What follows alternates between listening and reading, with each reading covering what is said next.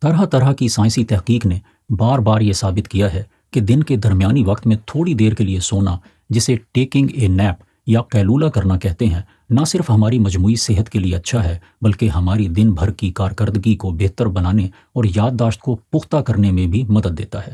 لیکن بہت سے لوگ یہ شکایت کرتے ہیں کہ اگر وہ دن میں سو جائیں تو جاگنے پر وہ خود کو مزید سست اور بوجھل محسوس کرتے ہیں۔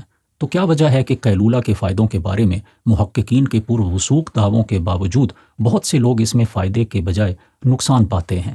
وجہ یہ ہے کہ قیلولہ سے فائدہ حاصل کرنے کے لیے نیند کے ایک اہم اصول کو سمجھنا اور اس کے مطابق نیند کو ترتیب دینا ضروری ہے۔ اس اصول کو 30-90 رول کہتے ہیں۔ نیند ایک یکساں حالت نہیں ہے بلکہ مختلف مراحل پر مشتمل ایک تدریجی عمل ہے۔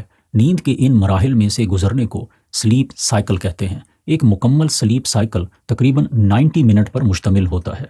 جب ہم سونے لگتے ہیں تو پہلے تقریباً 30 منٹ ہلکی نیند کا مرحلہ یعنی فیز آف لائٹ سلیپ ہوتا ہے۔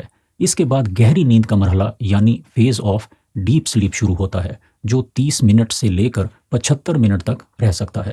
اس کے بعد تیسرا اور فائنل مرحلہ آتا ہے جسے REM سلیپ کہتے ہیں۔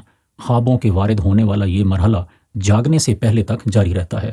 نیند کے درمیان والے مرحلے یعنی فیز آف ڈیپ سلیپ کے دوران جاگ جانا ادھوری نیند کا شدید احساس پیدا کرتا ہے، جس کی وجہ سے سستی اور بوجھل پن محسوس ہوتا ہے۔ مختصر نیند یا قیلولہ سے تازہ دم جاگنے کے لیے ضروری ہے کہ گہری نیند کے مرحلے یعنی فیز آف ڈیپ سلیپ کے دوران جاگنے سے بچا جائے۔ اس کا مطلب یہ ہے کہ اگر آپ قیلولہ کریں تو یا تو 30 منٹ سے کم سوئیں اور یا 90 منٹ سے زیادہ۔ اسی اصول کو 30-90 رول کہتے ہیں۔